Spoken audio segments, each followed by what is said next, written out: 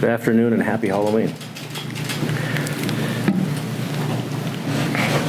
Not covering up anybody's mic. Everybody can hear all right?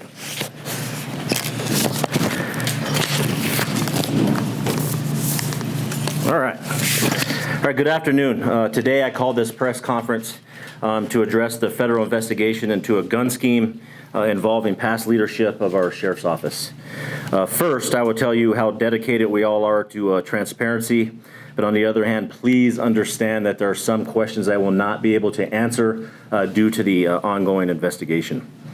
Due to the concerning elements stated written in the affidavit, I can only provide you facts to what BCSO is currently doing and how I am making sure as the current sheriff of Bernalillo County, how my agency will not engage and will distance itself from past practices. I will also provide a timeline of what I have done as Bernalillo County Sheriff once we took office, and also remind you that on November 5th of 2022, the Albuquerque Journal wrote an article titled "Guns on the Street, Straw Buying Happening Every Single Day in Albuquerque," authored by Journal staff writer Matthew Risen. In the article, the Journal named 2 gun stores locally here in Albuquerque, which did in fact cause concern. The following is the timeline of some of the gun investigation that we have done since taking office. Since April 2015, we discovered personnel were sent to the Laguna Pueblo Police Department to collect 30 AK-47s and associated accessories. On June 26 of 2023, I was notified of 30 AK-47s in our armory belonging to a private citizen. The week of July 3rd, I ordered information to be gathered and contacted the Alcohol, Tobacco, and Firearms, otherwise known as the ATF. During the whole month of July, several attempts were made to contact the owner of these weapons with no success. I was also notified that our personnel had been unsuccessful over the last 7 years making contact with the Laguna Police Department also and the owner. During the month of July, the rest of the month, we attempted to contact Laguna Pueblo Police Department to get a copy of report for guns. We were met with opposition and no report was made available or readily made available for the guns we were asking about.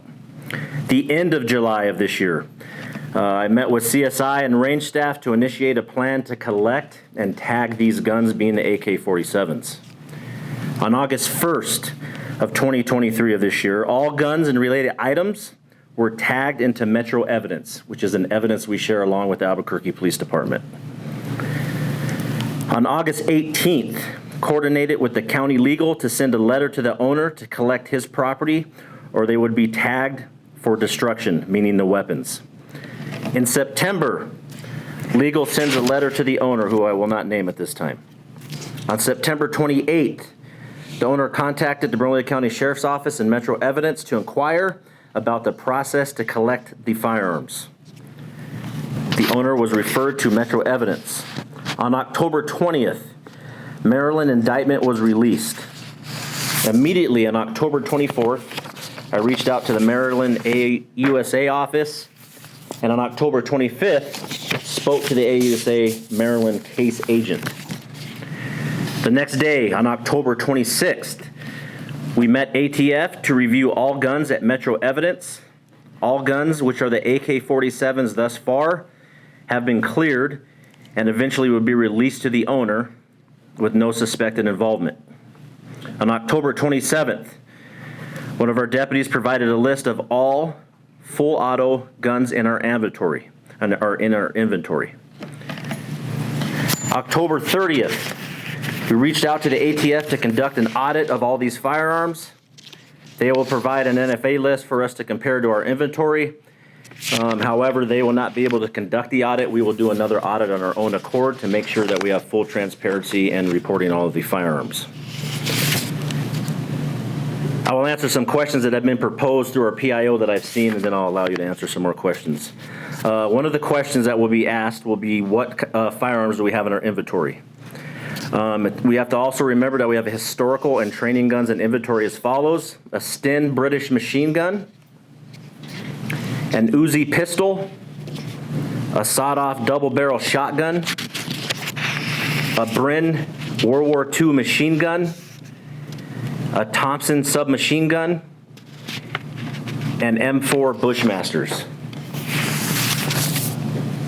Some questions proposed to us.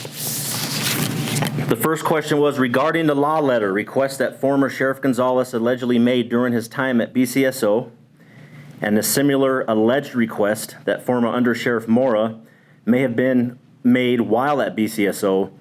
Did those result in BCSO purchasing any weapons? If so, was money used from the BCSO budget? Our answer so far that we have found, no. Would you be able to say whether any of the guns alluded to in the indictment were ever in New Mexico? And if so, how many? We know that they may have been in New Mexico at some point, but not in the BCSO armory to our knowledge as we conducted an audit. Does BCSO have any machine guns or automatic weapons in its arsenal? If so, what kind and how many? Again, we are here for full transparency. The answer is 17 Bushmaster M4 rifles, 5 MP5 40 caliber. We also have a Sten British machine gun, as I mentioned before, an Uzi pistol, a Bren World War II machine gun, and a Thompson submachine gun. Next question. Did any of these law letter demonstrations of machine guns actually occur for BCSO? That we do not, we have an unknown answer. That is under investigation. Last question before I take some of yours. Was BCSO aware of the law letters sent by the former sheriff? No, and I'm conducting questions on why I wasn't advised of the current sheriff, why we were not made aware of this. I will now take some of your questions. The Thompson and the older machines, what were those used for? Why would those be in the inventory? And we were told, like I said before, we have a history of firearms. This can come with something in our Army coming from current sheriffs, even past the Dan Houston days. If we have them in our inventory, we can either not sell them legally, which we won't do because it's an automatic gun. Will it be cleared by the ATF? We will keep it in our own possession in our own armory without being utilized to make sure that that firearm is safe and it does not get into the wrong hands. Do we know when those guns were obtained? It is not clear. We know that it's been through several sheriffs. That's what we were looking at this morning. Specifically when it comes to the gun you're asking about for Thompson, that goes back quite a bit. The World War II gun, Uzi pistol, collectible firearms such of that nature will be in our armory. I will not release those unless it would be for destruction. We're not going to sell those. We don't utilize those in any operations, if that's the other question you're getting at. We just know that they're in our armory and they're safe, and that's where I would rather have them to make sure that they're in safe hands. And the Bushmasters and those, do you guys use those automatic weapons in your operations? No. Around 2014, I was a SWAT sergeant around that time. That's when we started phasing out automatic weapons. I asked for that specifically as the SWAT sergeant. I did not feel that that was necessary to have full auto. Semi-automatic for a standard defensive response as all our deputies are trained. I think that was more aligned at the time that not only train our deputies, but specifically a specialty team being a special weapons and tactics team. You have to also remember this is the aftermath after the LA shooting with automatic weapons when law enforcement was trying to get automatic weapons. I understand where it comes from, but I did not feel it was appropriate or necessary for BCSO personnel to have fully automatic firearms. But did Laguna Pueblo give a reason for not complying with your records request? no, they did not. The AK-47s, the 30. So there was no wrongdoing found with those guns or the person who got them. There was no illegal activity there associated with those guns. For now, no. Once we were made aware of that, as I stated before, made sure a full audit was done and gave the command to audit our armory to make sure that we're looking at everything we have in our armory and making sure that we know what happened during the previous administration. Made sure that we called the ATF immediately. Because the concern was I didn't even know at the time if they were semi-automatic or fully automatic, so that was a huge concern for me. So we audited it. We knew that was semi-automatic, but the question for me was, why do we even have these in our armory to begin with? And that's something that we had to audit and do a research for. Once we did our own investigation, we found out people from the last administration gave these orders to go pick them up from the Laguna Police Department. We wanted to know why, how, who was it, and make sure that that was reported to federal authorities.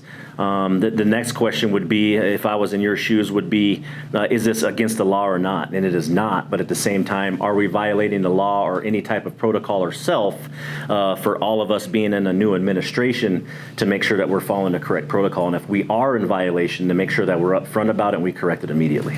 And those are semis? Those are semi-automatic. Okay, Yes. and you said you were going to name the person. Can you tell us, was that person either Rudy Mora or Manny Gonzalez? No. You can't tell us, it's not? No, it's not. Okay. The latter part of your question. Anybody else? I do have a question. So now considering, I guess, everything that you've seen that happened or did not happen with the transfer of the previous administration to yours, is there anything that you're considering changing, looking at as far as the protocol specifically to make sure that everybody knows exactly what the others are doing within the department? We always do, and those are audits that we're conducting now. And even before I took office, it was always a concern of mine on what any administration would do previous and what we don't know about. Specifically to this case, I'm still looking into it. I don't know why I was not made aware of it, even though I'm not named in anything, which I wouldn't be. But as the current sheriff, I need to know that if there was an investigation going on into a previous administration for some charges or implications of serious of this nature, to make sure that we're following a proper protocol. And answer your question, is there anything we need to change immediately? Just with the AK-47s, we want to make sure we audit it and we're very transparent with ourselves and what else was in our inventory, which we found the Thompson handgun, the Uzi pistol, and the next question would be, just like you asked, why do we have them? How long have they been here? And why do we still need them? And that's something that we're still going through with. Sheriff, I'm assuming the Tommy gun and machine guns are mostly for historical purposes, kept in evidence. It's not like a deputy can go down to evidence and check one out for patrol or anything like that. Is that correct? Correct. Is there anyone in the current BCSO staff that had anything to do with these law letters, with this scheme, that were involved in transfer, anything at all like that you're looking into? No, we always look into it. We have found no at this point. Like I said, we will always cooperate with our federal partners. We make sure that we're always looking into it and making and auditing. I'm making sure that as a new administration, as I stated in my first paragraph, we are making sure that not only are we transparent, but we will not do what has been past practice here in this office. It's not acceptable. That's not something that we need to, how we build public trust. It brings too much doubt, specifically when we have all these problems with gun violence that we're seeing in our community. We don't need to be at the forefront or question on what we're actually doing, and if we're not being upfront with everybody that we serve. That is something that I don't take lightly, and I will not take, and it's not acceptable. Okay. And then in some court records we found that Tafoya, the gun store owner, had said that when the ATF seized his guns, he was planning on doing a demonstration for a large local law enforcement agency when the ATF came and seized those guns. Do you know, is BCSO going to be doing a demonstration with Tafoya? Is around November 2021? No, I would not. And if you recall, I was retired at the time. I do not know that. And anything specific to those questions, that's something I wouldn't or could not answer. That is in the Fed's hands, ATF and the U.S. Maryland's AG's office, that they would have to answer to those facts. I could not. One more. An email that was sent to Manny from the ATF agent said that they had flagged 2 guns, and one of them was like a machine gun from World War II that needed like a trailer and stuff. Are those the guns you're talking about that are in the inventory now? That's something we're looking at further because that is a concern of mine. We're not getting that back from the ATF right now. So far, for our administration and the audit we've done and the ATF has looked at those firearms, we are clear. But that is something I will look in case it does come up. You need to remember an investigation, it may go on for another 6 months to a year. I don't know. That is another reason why we're keeping them in our armory. And then if we are told by the ATF that we need to transfer those into the evidence, we will do so. To your knowledge, they date previous. They date previously, correct. Okay. All right, thank you very much.